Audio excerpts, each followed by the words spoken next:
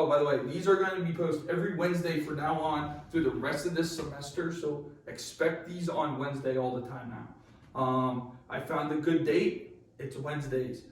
They were trial and error. I don't know if you guys realized, they were all scattered throughout the week. This is also our second take on this one. Oh my God. I'm just going to point that out. Had to do. But it's funny because this one went way better. Yeah, this one's flowed a lot better. Yeah.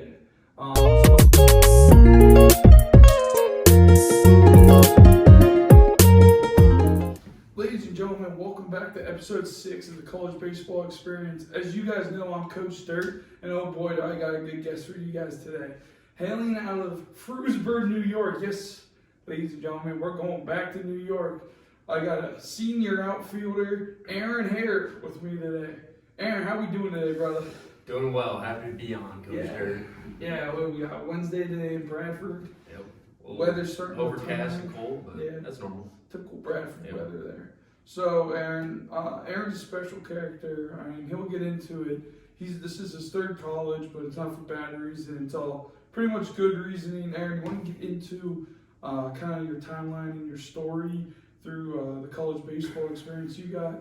Yeah, so started out in Frewsburg, like I said, focused mainly on pitching. I got my velo up towards my junior year, mid to upper eights. So with the recruiting process, I wanted to pitch at the highest level possible. That was just kind of my mindset. A lot of mostly D2 interest. Coach Foster here, I'm a really mad player, so I was always in contact with Coach, really through every stop I've had. Yeah. I've been pretty lucky with him that he stayed in contact and made connections. But yeah, so a lot of D2 interest. Narrowed it down eventually to Mercier's and Seton Hill. Ended up going to Mercier's. Everything worked out, financially, academically at the time. Got there, had a good fall, and then training back home over the winter. I was doing kind of like a drive-in velo program. I was feeling good, and then tore my labrum at that off season. So in the winter, I tore my labrum and my throwing shoulder. So I didn't get surgery, just tried to throw through it at first. Spent the rest of the spring there, kind of redshirted, just threw a little bit of lives. Played that summer. Kind of realized that things were going too great with the shoulder. My velos just dipped.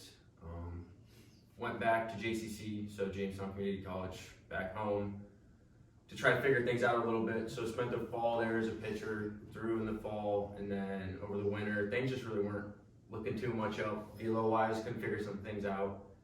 That spring, made one outing, like our first or second game, and things really just, I wasn't there where I needed to be, where I wanted to be. So sat down with my coach, Jericho Weitzel, and kind of tried to figure things out. At the end of the day, I decided I didn't want to do surgery. I just wanted to kind of keep playing, possibly transition to outfield because I'd played that in travel ball in my summers when I wasn't pitching. I was just playing outfield. Played outfield, kind of transitioned, had a good couple weekends. Our last few weeks of the season, ended up hitting pretty good average there. So I really wasn't sure if I wanted to continue to play college baseball after that. My year at JCC, I was gonna come here anyways to do health and PE, what I'm in now. So I was probably gonna come here for school. Jericho sat me down. He said, "Listen, I've got an opportunity for you. I know you know Coach Foster. You talked to him, and I got the opportunity to come here and play. So I ended up continuing to play here, and that's kind of the gist of it right there. Yeah, you transition to outfield and you've been doing pretty dang well so far these last 2 years. At least I think you have been doing great in the outfield. So was it a weird, hopping from school to school, kind of ending up making new relationships quickly, and then see you, nice meeting you type deal? You find that hard at all? Or? I mean, a little bit. I still, from my freshman year, I still have multiple friends that I text. I mean, we have a group chat I text almost every day with a couple of guys that I was the closest with there. I wouldn't trade any of those connections, for the world. Those guys still mean the world to me. We're still good friends, like I said. Yeah. And then JCC, that's a little bit of a different story with playing JUCO ball. 1 year there feels like a couple with those guys and how close you get. They talk about the JUCO route, and usually everything they say is true about that. We were packed into small vans on our road trips, kind of forced to get to know each other. We were spending a lot of time. A lot of guys lived off campus at JCC because they're just area guys. So if we were going to school that day, we were usually just hanging out with each other most of the day. just kind of staying there since we weren't even on campus. So I spent a lot of time with them, you know, in the vans, buses. And then obviously here, it helped my brother having been from here. You know, he played here, so I kind of brought in those connections with the seniors I already knew, like yourself, Kyler, Coach McNabb, guys like that. Yeah. I already had a little bit of relationship with, so that definitely made things a lot easier when I came here. You kind of just fit right in. Yeah, I just kind of came in, and it really helped Kyler and I. Kyler graduated this past season and senior pitcher last year. Kyler and I were always very close in high school. We played travel ball together. We're from the same area, so that kind of immediately gave me a connection with all the guys he was close with. And I'd say it took about 2 weeks before I was kind of just comfortable and felt like I'd been here for a couple of years. Personally, I felt like there's always been a hair in my life. Yeah. I've had that. Your brother Matt, when I was a freshman, he would have been His first senior year, probably. His first senior. Junior, senior year, yeah. No, it would have been his junior year. Junior year? You probably had 3 years with him then. I only had 2 because I skipped the one semester and figure out my life real quick. But that's all right. It always felt like there was a hair in my life, so it was kind of. You felt to me normal. This is normal for me. Another hair one, Roman Bradford. But yeah, I really appreciate having hair always around, and I don't know, it just feels right. Just feels right. I liked you right off the bat, man. You're good people, in my opinion. Someone I want sticking around my life for a long time. Right. Always know how to lighten the mood. Yep. You do a great job at it. Your brother did as well. Always knew. I probably didn't know. He just did it. He just did. He didn't know. He just did. He didn't know anything. But he just kind of did and always knew how to lighten the mood in the end of things where stuff gets stressful or whatever. Always good to have hair around. Appreciate that. Yeah. So you transition kind of back to outfield or whatever. It's a weird situation. You came back into the outfield and you come here. Kind of, what were your expectations like your first year here last year, and then how has that changed coming into your senior year this year? You know, being a new guy, it's tough at first. I'll definitely know that. I think any guy that transfers into a new school, there's going to be a little bit of uncertainty at first. You just don't know what to expect. But it took me about a month being here where, you know, I realized the things I needed to do. The guys that I was playing alongside, Bo, Gary, you know, Sorcom, those guys I was spending time with, they kind of showed me right off the bat what I need to do, what we do in the outfield. So that kind of just was, like I said, a short process of figuring out where I needed to be, like what I needed to be doing, and the expectations that they've kind of grown up around since they got here as freshmen. So having those guys that have been here from their freshman year, and then the juniors and seniors, the guys my age, just learning from them at first, you know, the kind of the culture, what goes on. That's just really was the main transition piece from, you know, JUCO ball and like coming from Mercier's. JUCO ball is a little different because those guys are all only there for a year or two. We're all only there for a year or two. There's a little bit of a culture, but we came in with a new coach, so when we were there, we kind of formed, you know, the expectations, and we kind of created our own little culture that he now is working on now that I'm gone. But then I had to come here to a guy, Coach Foster, who's been here for a lot of years. You know, he grew up in this town, in this college. You know, he played here, so you kind of learn what's been set and the foundation he built up compared to JUCO, where you're kind of the one building the foundation. Gotcha. You think JUCO ball changes? Like, I think it makes a man. I'll tell you that right now. Well, yeah, I agree with that. But I had some JUCO when they say JUCO bandits, I meant some JUCO bandits like Nick Stein. Right. Yeah. But do you think like that culture changes every year or like every 2 years almost, or? I think it shifts every 2 years, probably once that class ends up moving on. We were kind of in a unique situation because we all were brought in from a guy that kind of had built what he needed there in a couple years, and then he had the opportunity to take a 4-year job at his alma mater. So I mean, can't blame him for that. He took a 4-year job, which I mean, for a lot of guys, I think that's their goal when they're coaching JUCO. They want to move on to a 4-year. So he moved on, but we got really lucky when Jericho came in that my sophomore winter. So my first year he came in the winter. After all that happened with our coach leaving, Jericho did a job. He did a good job of just kind of setting the tone that he was in charge. He knew that, you know, the culture wasn't there, and he kind of we weren't his guys, but Jericho did a really good job Just, kind of he set the tone right off the bat, and he wasn't afraid to tell you. He was one of those type of guys. Yeah. Love the guy to death. Owe a lot to Jericho. He's the reason I'm still playing baseball. He kind of gave me that second chance. Some coaches could have kind of just, thrown me to the back when I was trying to figure things out there. But he worked me every step of the way. We're really close. Text the guy every day. But like I said, he set the tone of who he was as a coach. We kind of had to build that culture around him. It's probably different for some programs. A lot of programs have had coaches there forever. Yeah. Just my situation there, I think we're building the culture, and we just built off of his coaching style. Gotcha. That's always good. It's always good that when you get a new guy that you just happen to like. Mm-hmm. Right. Helps everyone out. But yeah, moving forward, you're here now playing outfield. I feel like you're up for a starting role. You think you've done everything you can, like, to prove to me. I mean, you didn't really have anything to prove to me. I knew what I would get out of an Aaron.hair. But like Foster and McNabb, I feel like needed to see like improvement in certain aspects of your game. Do you think you've personally? It's hard to put words in someone else's mouth, but personally, do you think you've hit those boxes in your mindset? I actually was just talking to him about that not long ago when we had to sit down, and I told him from my perspective that obviously I'm going to give everything I have to this, but at the same time I don't think, being from my situation, spending a couple years as a pitcher, I think I learned something new every day in the outfield. Really, I don't think I'll ever, after I graduate here, by the time until I graduate, I'll kind of keep learning things. It would have been probably a lot better, if I'd started as a freshman learning those things. But I think kind of where I came in at, I'm always kind of just growing on things, learning on things. I'm just gonna, kind of try to give whatever I have left.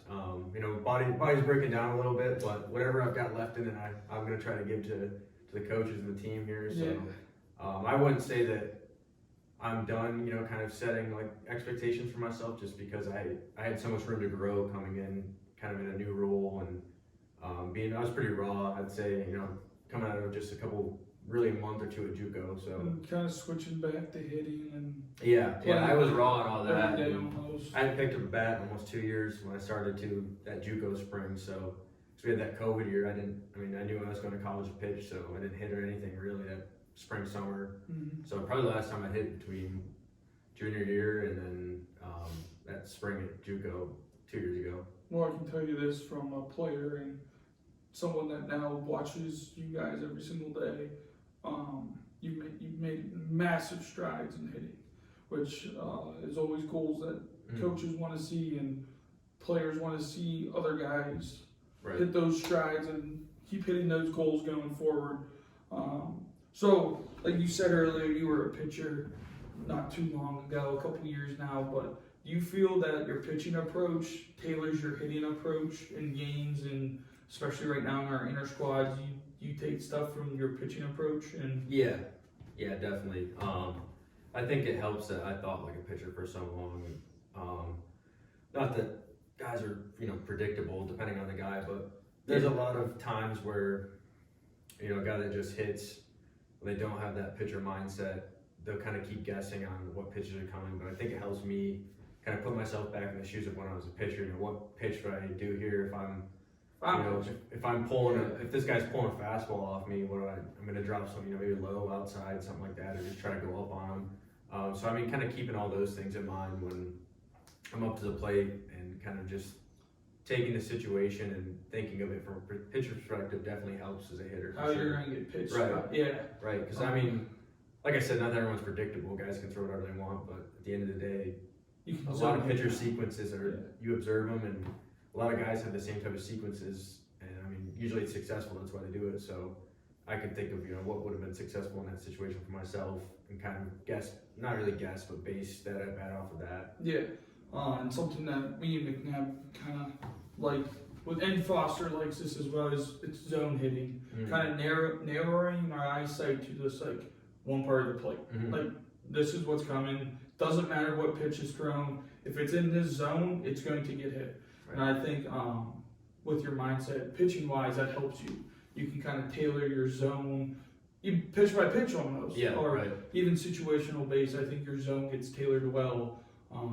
your zone, your eyesight zone, Mhm. gets tailored well based on the situation at hand. Mhm. So if you got 1 out, bases loaded, he's looking for his ground Right. ball. Right. So you're as a hitter and as a pitcher, you're gonna go, okay, got thrown soft away, get a rollover here, get a ground ball to my shortstop. So now as a hitter, you can kind of flip the Exactly. turn the tables, Yeah. some may say, and then expect it away and then drive something in the opposite field, which I think you've done very well lately these last 2 years. Because last year you were very pull heavy, I thought. Right. Like this is copy and paste of Matt Hair swinging them my out. brother and I learned a lot from him watching him. So But now you've kind of opened up the oppo side of things too, which is always really good to see as a hitter.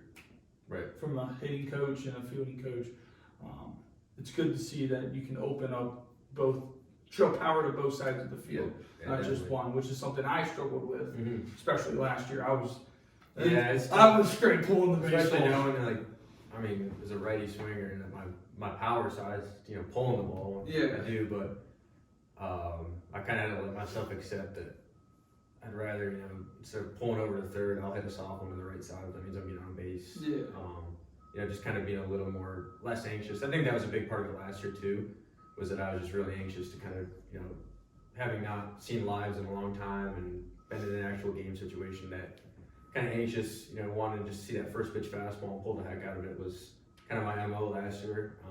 I still kind of look for that first pitch, but being a little more patient, I think. Yeah, patience is something I've learned between this year and last year. That's something I thought catching helped me with personally. Was like I felt like I had a really good eye for the strike zone. I always swung at strikes, you could say, pitches on the plate, and when they weren't on the plate, close or not, it was pretty much a straight take. I think catching for so long, for me at least, like helped me build that zone, Right. and it helped me. And now I understand the strike zone when I go into the box. So, curveball starts at my head. That's probably going to be a strike. It's going to break down and in, or even those borderline fastballs where people are like, "Oh, that's strike 3," but they're 2 balls off the plate in my eyes. Right. But yeah, that's all great stuff. Now, coming into the outfield, right? We have an identity here at Pitt Bradford. We call, or not we, but I guess we do. The outfielders call themselves the Moffs. For the children at home, cover your ears. That's the motherfucking outfielders. Right. That's probably my favorite thing that we have as an identity within our team. Is the outfielders call themselves the Moffs. I know Gary kind of started that in Boke, Right. and get like the big 3 that really started the Moff saying. Can you speak on some of that the Moff stuff that you guys do? And just kind of like, where is that? It's more of a mindset thing than anything. Honestly. I agree with that definitely. But you want to speak on that mindset? Yeah, I don't know. That just kind of plays into our everyday work and what we do, especially like right now in the fall, we do indies on Thursdays. Like we'll have some tomorrow. A group of the outfielders goes down. We're usually the earliest slot, so the first guys there to get our work in. And if you come to one of our individual practices, you'll notice that, there's a little bit of conversation going on, but we get things done and we get things done efficiently, and that's how we like it and that's how we want to do it. And the guys don't, we're not complaining about that. That's just our drill. One guy goes and the other guy's going when that guy's still running his drill, like ready to go right then. We hop into it, and I'll tell you what, especially on the first couple weeks of this fall, when it was still hot and humid out there, we had an hour-long practice, maybe even 45 minutes, but we were drenched and we were gassed, and that's just how we liked it. We got in there, we knew we had our slot, and we know we have our slot, and then we just go right to work. There's really no downtime at all. There's no standing around. We run through things, and I think that's a big part of it. And Gary Boat, and when Gab was here, those guys right there were the guys that kind of built that for the guys our age. Obviously before that, those older guys, the alumni, they were the same way, but that's a newer thing. Especially, I just mean that hard work, and I don't doubt that they were working like that, but kind of that identity we have. I gotcha. And Gary's he's head down, he's probably grunting somewhere, just running around sprinting, and the best part is, if you come to us tracking 5 balls, off the machine or off fungo, or even just shagging BP during batting practice, every single one of us is diving around like it's Game 7 of the World Series and we need to make that out. Yeah. That's one of my favorite things. We get our reads and you guys track some. Yeah. That's something we probably especially Nico. We need Nico. Nico, if you're watching this, need you here, buddy. Yeah. Need you on here. That's a good guy to talk to. Yeah. But like on Fridays, dude, watching you guys fly around the out, like obviously you guys play the game where don't let the ball touch the ground, and the point game or whatever. I don't even know if you guys keep scoring, where you just do it for fun. We just do it for fun. You guys literally do it for fun. I like to come home on Fridays after BP on the field and just have my pen. It's just green. Yeah. That's my favorite part right there. Gary tracks them. That kid tracks some Yeah. fly balls down that I never thought would be like thought about catching. And I think you play a great left field. You've definitely matured as an outfielder in this last year. Understanding you're not going to be you're not the fastest guy. No, I accept. But I accept that the day I stepped on campus. I think when I watched Trace, Orcone, and Gary run their 60s, and I ran it about a second slower. So I accepted that a long time ago. But I think something you do is you're going to take care of the ball in the outfield. You know where you're going to throw the ball before it even happens, and I think you take really good routes to the baseball. In the outfield, I mean, we all have the get that man a mat moment. Right. But I think you can really limit that and really understand, okay, I'm not getting to this ball, so what's the best angle I can take to keep it in front of me and not give up an extra base? I think you do that very well. You're always going to hit a cutoff, which I love. Yeah. Especially you playing left of me as a third baseman whenever I can get my hands on the ball. Yeah. I'm always thrilled to get my hands on the ball. Because I'm one of those guys where it's like, I want the ball. Give me the ball. Yeah. Like, if you give me the ball, play's going to happen. So yeah, the mindset that I love that you outfielders take in, and you guys run with that Moff's saying, and kind of don't give anyone else on the team an option to disagree with it. You guys just prove yourself every single day, and I really hope that keeps going on moving forward. So I can't imagine that you were this big. I know it's hard to see you're in a hoodie and sweatpants, but Aaron.hair is a pretty big feller for the weight room. He can move some metal, move some weight around pretty easily. So when did that all start? Honestly, it started when I was in middle school. So both my 7th and 8th grade year playing junior high kind of football. I tore my ACL in the same knee twice. So 7th grade came back, 8th grade played again, tore it then. Both those times, obviously my knee for a couple months at a time was in a straight brace or whatever. Couldn't really do anything legs wise, and my dad got me into the weight room. Kind of got me into a lifting routine because I had to find something to do because I couldn't. At that time, it was kind of like basketball season. Yeah, I'm sitting there with a crutch and can't move my leg or my leg's strained. So my dad kind of helped me find the weight room as my source of exercise and kind of a hobby, since I couldn't really do anything other than maybe PT stuff. So starting then, I worked a lot, and then once I got a little older and I kind of hit my growth spurt, I kind of realized that was just kind of fun, going in there and banging weights around the older guys in my high school that I was close with. That's something they love doing. So I would kind of follow along them and go either to the school weight room or we'd all go like 5 a.m. before school to the Y. And I kind of like just being a part of that, not as much like the taking pictures part of it. I wasn't in it for that. And we see a little bit about today, but I was just in there. I like getting a sweat in and really working myself. And then once I realized I wanted to play college baseball, you talk to anyone on the recruiting trail or recruiting path that had played, had experience. You go to schools on visits or whatever, and that's really what the one thing they talk about. You just get in the weight room. And as a pitcher, people sometimes, I think when I was getting recruited as a pitcher, a lot of people think it might be a bad thing kind of for pitchers to be big, but then I grew up in that era of seeing guys like watching on TV Aroldis Chapman and seeing his physique and seeing now Spencer Strider's legs, and those guys now are just massive and they're throwing 98 to 100 miles an hour, so they kind of broke that stigma that pitchers need to be a little more stringy or not as muscular, maybe on the heavier side. And I was a little bit a part of that. When I was a freshman, I was almost 220. And it wasn't all good weight, but that kind of helped me velocity-wise, I think, being a little heavier. But even then, I worked on I prided myself on just kind of banging around weight and getting up in numbers. now that I'm a little older, been through a couple of things like the shoulder injury, and then the knees have started to kind of catch up with me. They didn't exactly in high school, but now that not that I want to sound like an old man, but at 21, my knees they ache a little bit from those surgeries. So I'm a lot more mobility.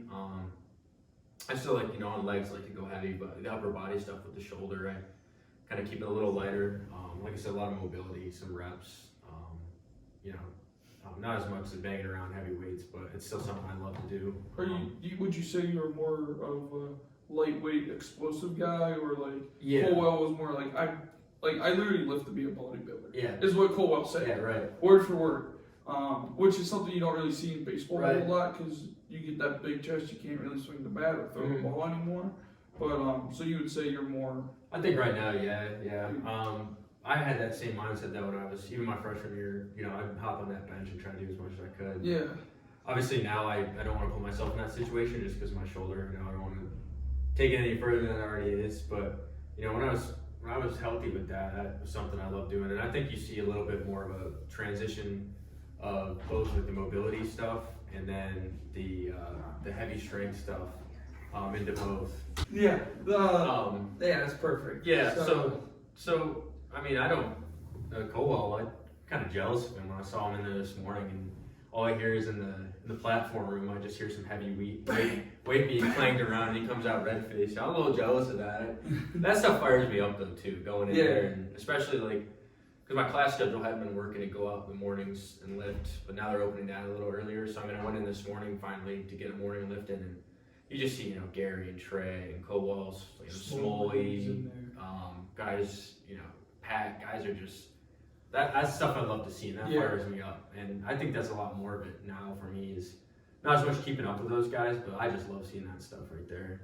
Ladies and gentlemen, you know what that is called? That is a good teammate right there. Right there's your good teammate of the day, Aaron.hair. Let's give it up for him. Yeah, good teammate of the day, Aaron. I try my best, man. Yeah, I think you are a great teammate, man. You're one of my favorite teammates I've had. You have passed your brother in the teammate rankings, in my opinion. Not really hard to get fucked Aaron or Matt. I'm sorry, get fucked Matt. But yeah, so you're one of my favorite people to be around. I really appreciate it. Yeah, so being explosive is important in baseball. I always thought explosive movements were always better than just being massive. Right. Because I've seen kids through my high school just get massive, and then guess what? Yeah. They stink at baseball. Right. But I picked 4 weights up in my life, and I'm a better baseball player than your average Joe. So. Right. Moral of the story is get into the weight room. Yeah. Always. No matter what, at the end of the day, no matter what you're doing in there, if you're getting in there and you're getting after it, if you put the work in, it catches up to you, and that's what coaches are looking for that, man. If you can't prove to them that you can get in and kind of do that stuff, and at least be a little disciplined with it, that's probably not going to go over too well once you get into a program. Obviously, guys have their own things that they kind of develop that work, but for a majority of guys, if that's not something you're really into, if you want to play college ball, it's definitely something you want to get into right 100%. there. All right, we got a new segment now on the show. I'm just gonna rattle off questions. All right. As fast as I can. We'll see how many I can get on you. Quick answers. Mm-hmm. We're going back to back to back. All right, ready? You ready? Yep. All right. Favorite pitch to throw? Slider. Favorite baseball player? Probably Bo Bichette. Oh shit. Interesting. Favorite pitcher? Favorite pitcher? That's a good one. I'm trying, man. For a period, because I'm a Blue Jays guy, it was Alec Manoah, but things have kind of sizzled out there, so I just liked his build. But I think in the game right now, I've honestly just always been a huge Chris Sale guy. I think he's a psycho, and it's awesome when he's on. I like that one. Who's your MVP? AL and NL? AL MVP, Bo Bichette. Bo? Yeah, I gotta give it to him. Okay, who's your NL? NL, I guess Acuna. What was it? The first 40-70 guy that we've ever seen. You gotta give it to Acuna. Favorite moment in baseball? I guess that's a good one. Yeah. Like professionally, like watching. Either one. I'll give you 2. So professionally, definitely when Jose Bautista bat flip. That's you can definitely tell I'm biased because I'm a Blue Jays fan, but just watching that live, that just fired me up right there. As a player, when I was in 8th grade, I got to dress.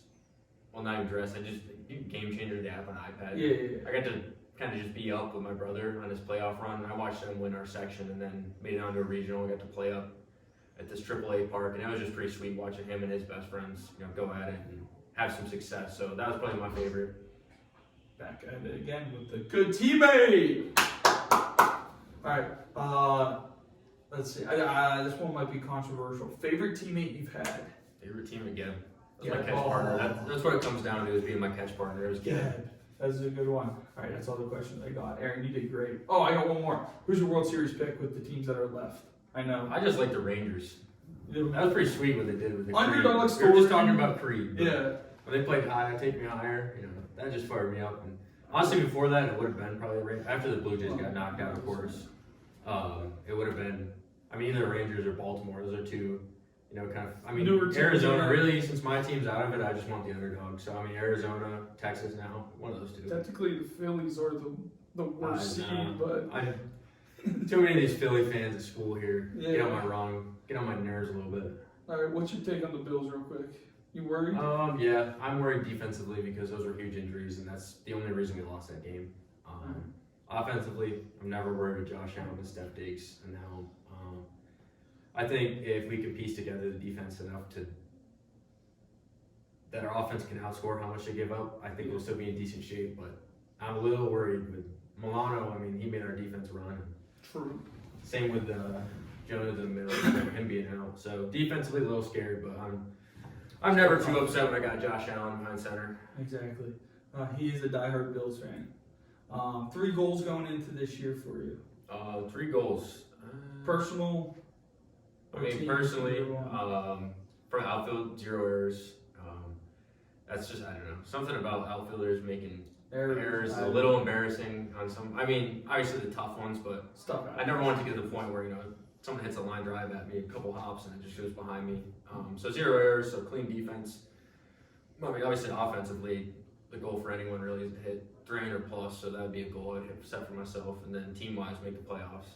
First time in, would it be 5 years? Since Matt's 4 years. Matt's 4 years. 5th year. That doesn't count. Everyone made the playoffs that COVID year. Even my dad did, which we know where they're at. Not a school. Don't shit. They're in Finland, yeah. They also let me steal a base on them, so screw you, man. That was the sign right there. They need to shut down. So, Aaron, that's all the time we got. Who do you think is next on the pod?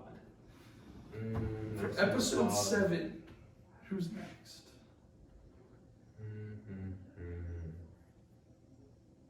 I kind of want to see one of the Moffs. Another than Moff. myself. If the call to Gary doesn't work out, I kind of think it'd be funny to listen to Swerco's deep voice on this. He'd be doing what's that guy? What's the guy who does the deep voice on YouTube? The press Corpse, the guy in Corpse. Corpse. That's exactly what it's going to sound like if you get Sorko on here. All right, so that's a good pick. That's a solid pick. I think next week. Oh, by the way, these are going to be posted every Wednesday from now on through the rest of this semester. So expect these on Wednesday all the time now. I found a good date. It's Wednesdays. They were trial and error. I don't know if you guys realized they were all scattered throughout the week. This is also our second take on this one. Oh my god! I'm just going to point that out. Had to do. But it's funny because this one went way better. Yeah, this one's flowed a lot better. Yeah. Someone sponsor me, aka Rain. Come sponsor me. Aaron, thank you for coming today. I appreciate it. For the second time, I do appreciate it. Like and subscribe on YouTube. Follow Coach Dirt on Instagram and TikTok. And then follow Aaron.hair on the Instagram. It will be all in the description below. Ladies and gentlemen, that is episode 6 of the College Baseball Experience. I'll see you next week. I'm Coach Dirt. That's Aaron.hair.